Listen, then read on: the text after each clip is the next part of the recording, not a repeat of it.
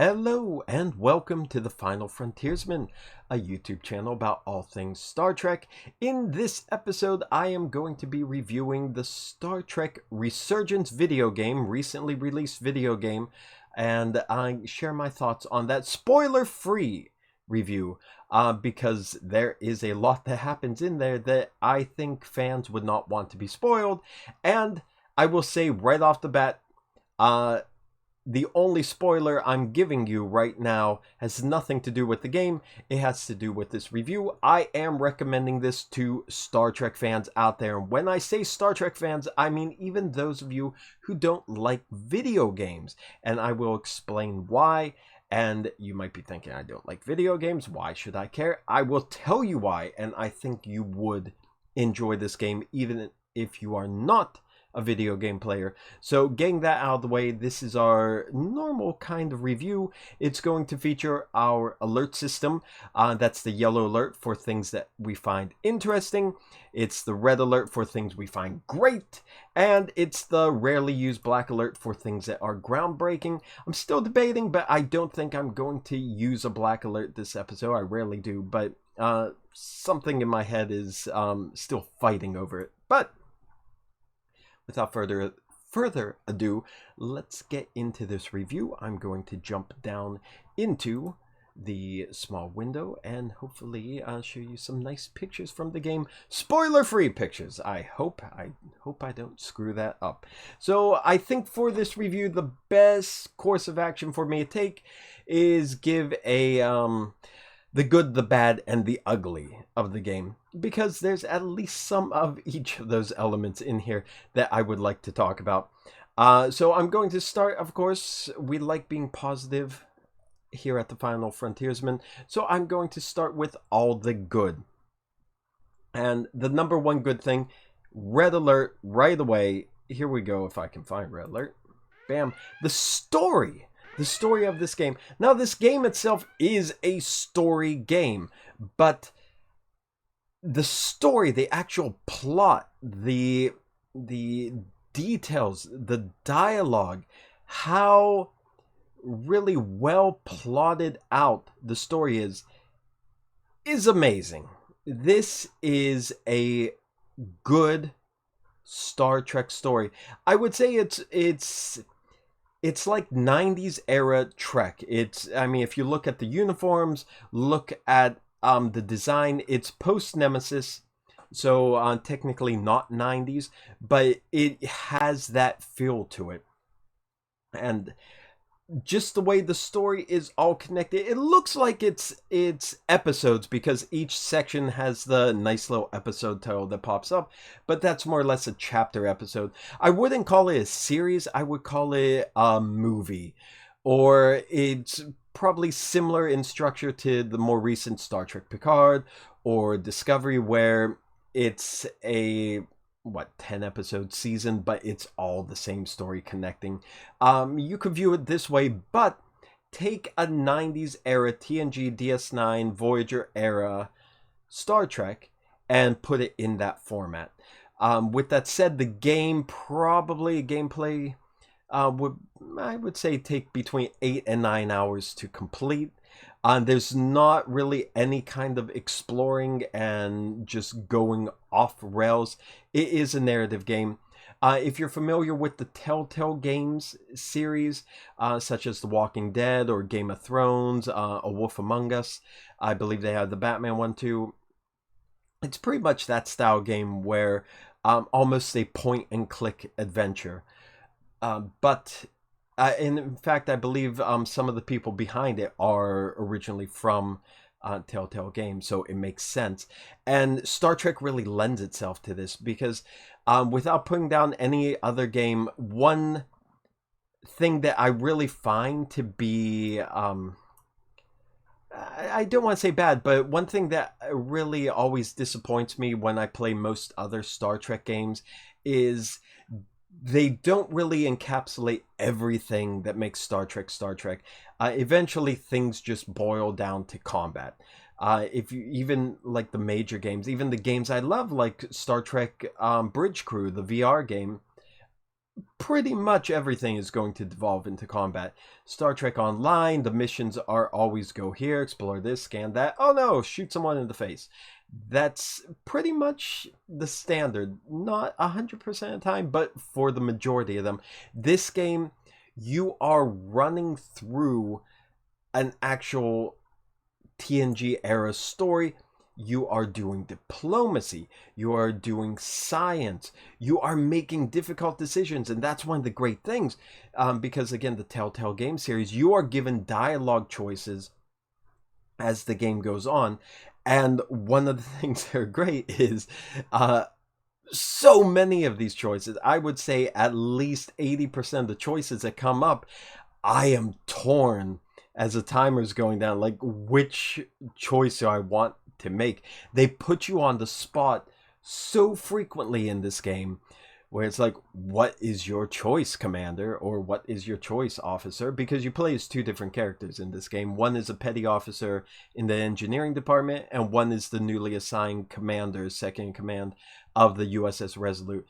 And they throw you in these decisions where you gotta make a choice. Is it this or that? We got it work now. And I don't know how much the game will change and be affected.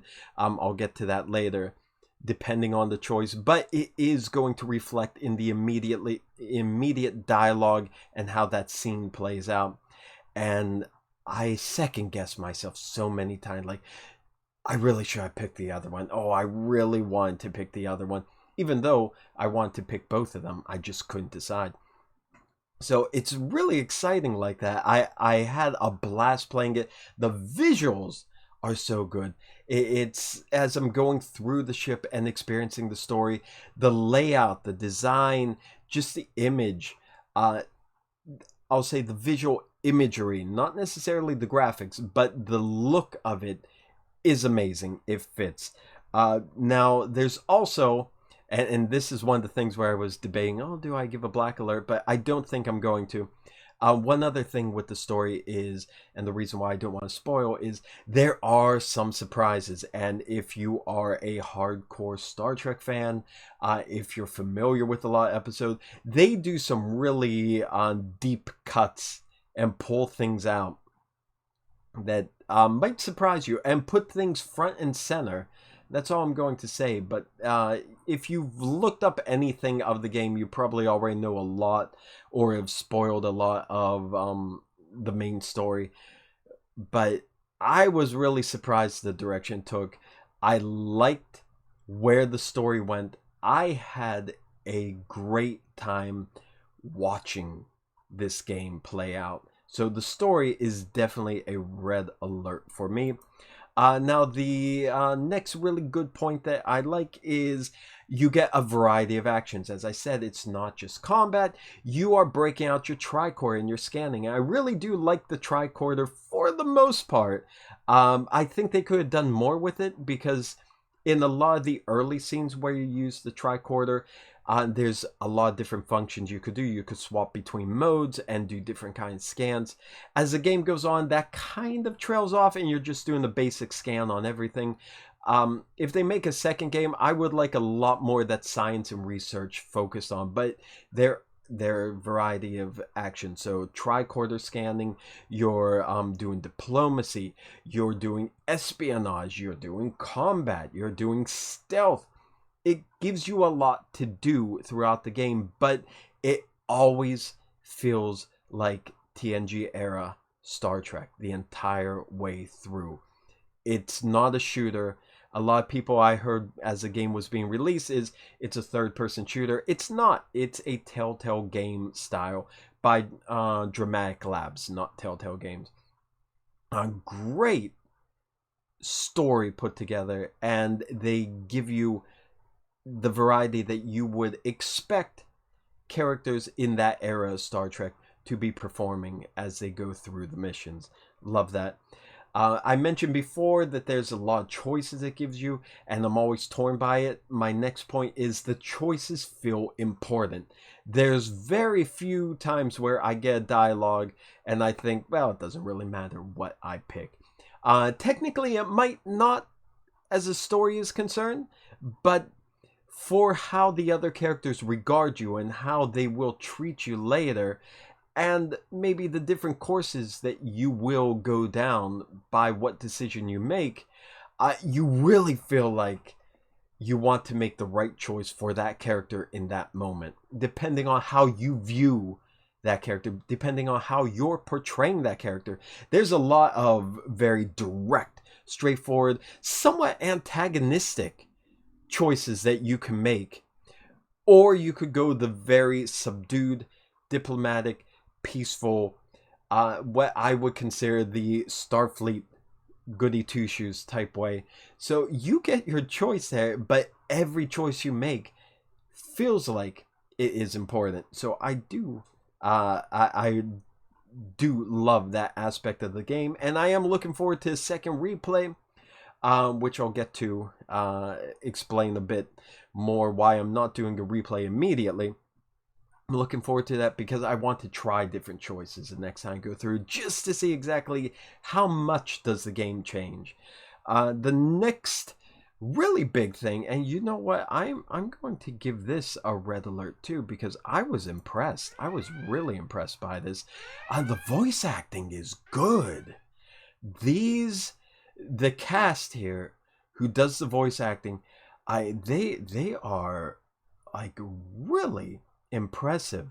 There's not a lot of heavy dialogue based, story based games where I didn't eventually come across a character and felt like, well, they're kind of phoning it in, or maybe they're not really up for voice acting. There is one actor in here where you could tell they're not really a voice actor, and they aren't a voice actor. I'm not going to say who that is, but you'll just have to believe me. It could be fact, it could be fiction, if you know what I mean. But there's one person, yep, it sounded like, okay, yeah, they're, bless them, they're trying, but yeah, it's not their forte. But the main cast, the main cast of characters that you deal with, really convincing, really natural, really genuine performances.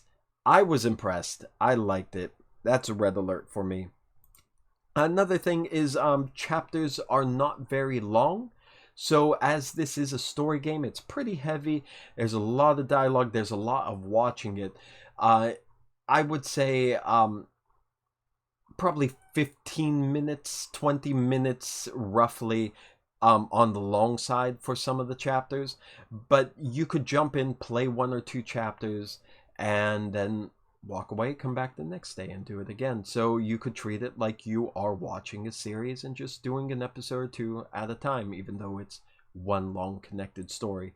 And the story mode, if you die, if you get killed because you're too slow or you failed the mission, not necessarily die, you might fail the mission because you don't complete the action in time. It's not too hard to pass everything, but there are times where you could screw up and you fail the mission. It does give you an option for story mode, where if you push that, you replay what the section that you got messed up on, but you no longer have the option of failing. You'll keep going through it. If it's getting shot, you'll just keep getting hit and stunned, but you're just going to keep going. So it gives you that option, so you're never going to be stuck at a point like, well, I can't do this at all.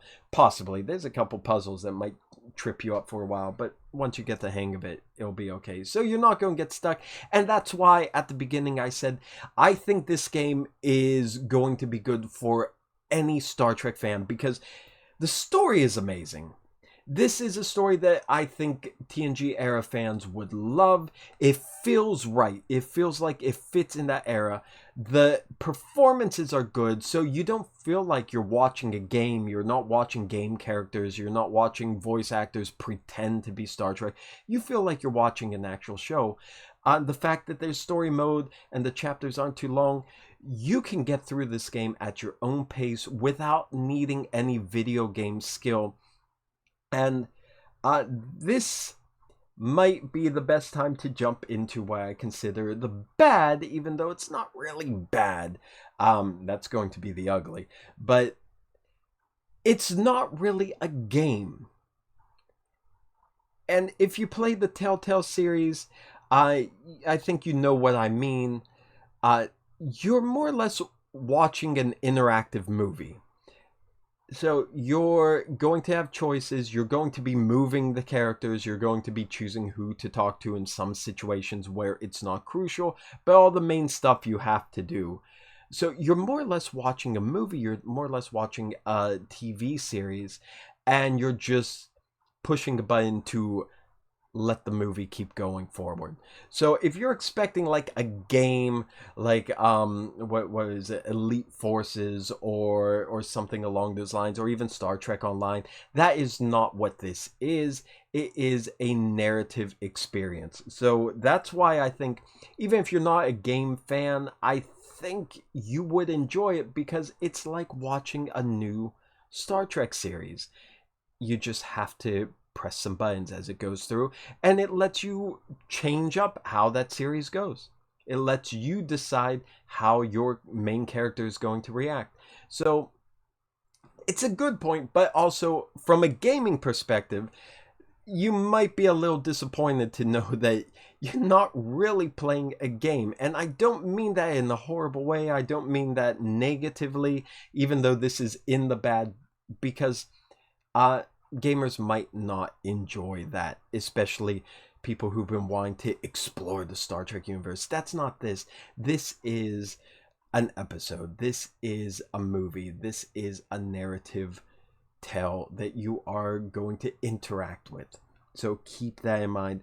The next bad is kind of bad.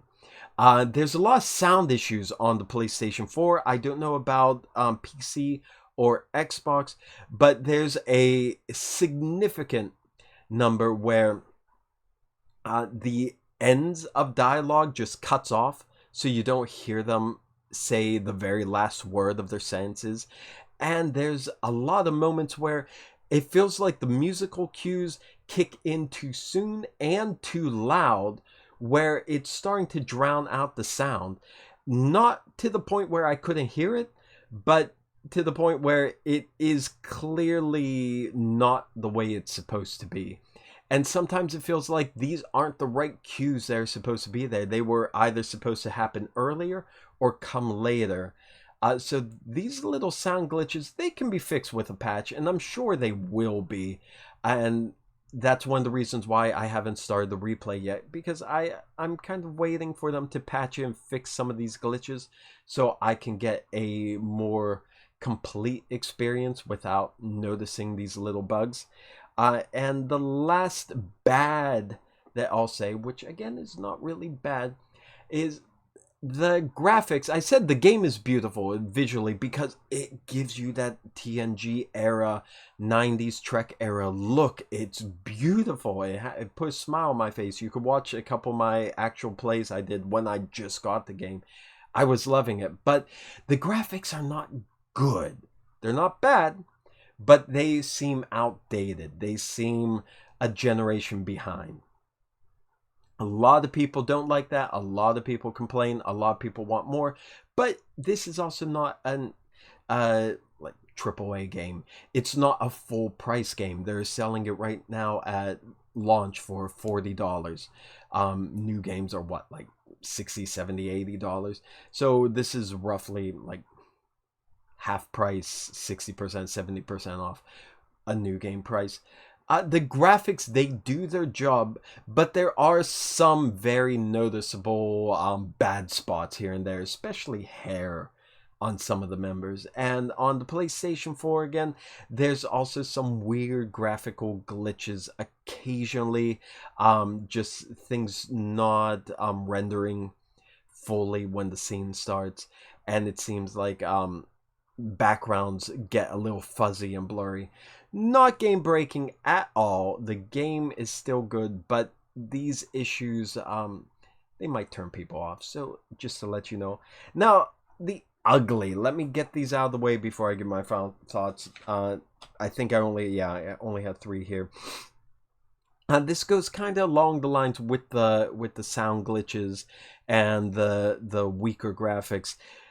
there's sometimes, and it's not as bad as the frequent sound glitches, but there's sometimes where the frame rate drops and the stuttering gets really bad. Usually when there's a scene change, there is a little pause and there's a hiccup throughout the whole game, at least for me on the PlayStation 4.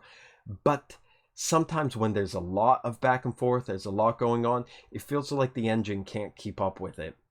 And there's a lot of stuttering, there's a lot of drag. And unfortunately, and that's why this is an ugly, unfortunately, there is one major moment towards the end of the game, like a really action-packed, exciting, dramatic scene where a lot's going on, and I didn't get to appreciate it because it was like watching this on my 56K modem 25 years ago or whatever that was, when it like, oh, let me try get a sneak peek of this online, and it's like, hey, but me, what, like, I know what's happening, but I'm not getting to experience it happen. That's why I want them to patch this. I want them to fix these little bugs, these little glitches, so when I play it again, the next time I get to that scene, I could view it in all its glory.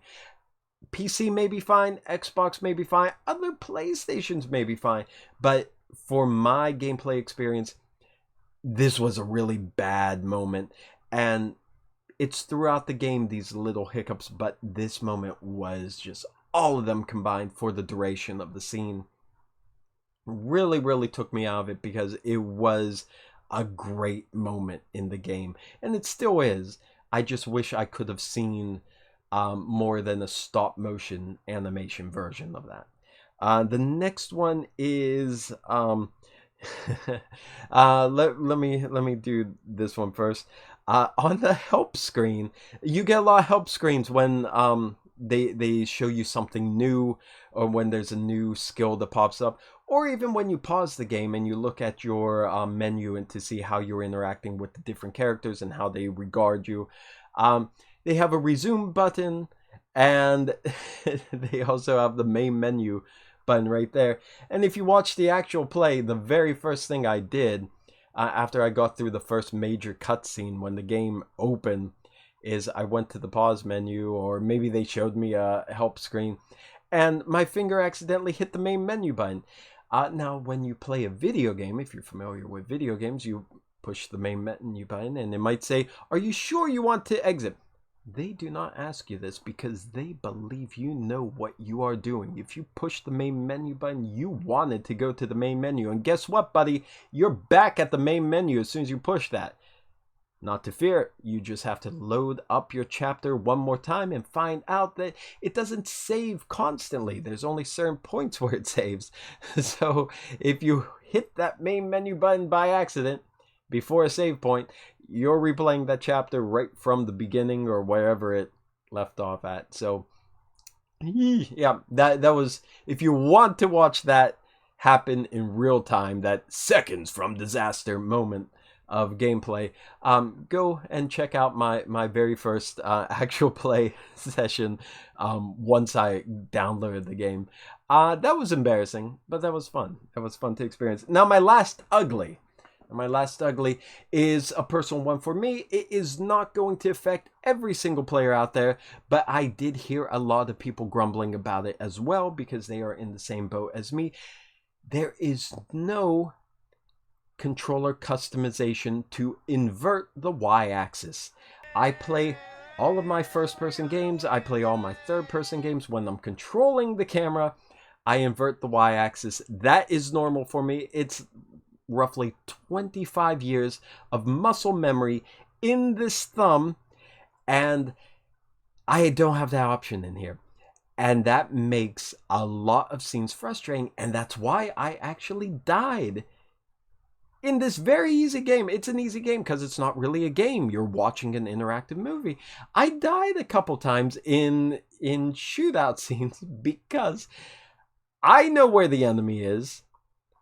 My thumb knows normally how to get my cursor to where the enemy is, but the game says, nope, that's the opposite, because I can't change that. So even I would have to sit in a lot of scenes and just focus and be like, down is down, up is up, down is down, up is up.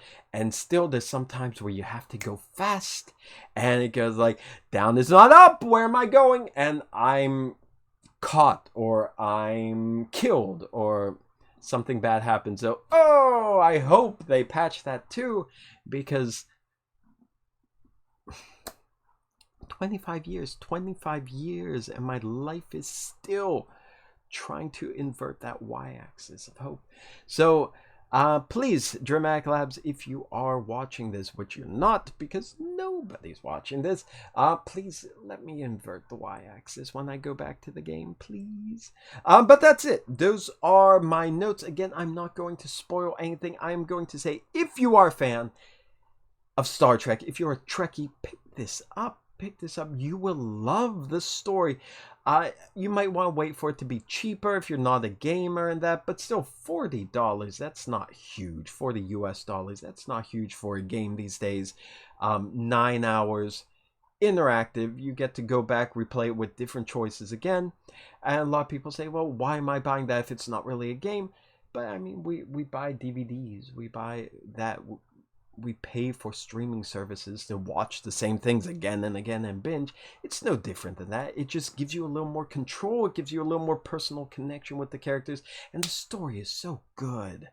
And I just feel like I'm put in a Star Trek episode, a Star Trek movie from that era, and I enjoyed it. I enjoyed it the whole way through, and some of the surprises they bring out, some of the characters they bring out, some of the concepts, the ideas, and just the visuals they bring out, I was so glad to play it. It was fun. It was exactly what I needed. I've been dying for a real true to screen Star Trek game for a long time, and I think that's why I like Star Trek Adventures by Modiphius, the role-playing game, because unlike some of the older ones where it tried to let you play in the world of Star Trek, that never felt right to me. It felt off. It's like, yeah, it looks like Star Trek, but this isn't what feels like Star Trek to me. Like, I know the TV show, I know what that looks like. This doesn't feel like that.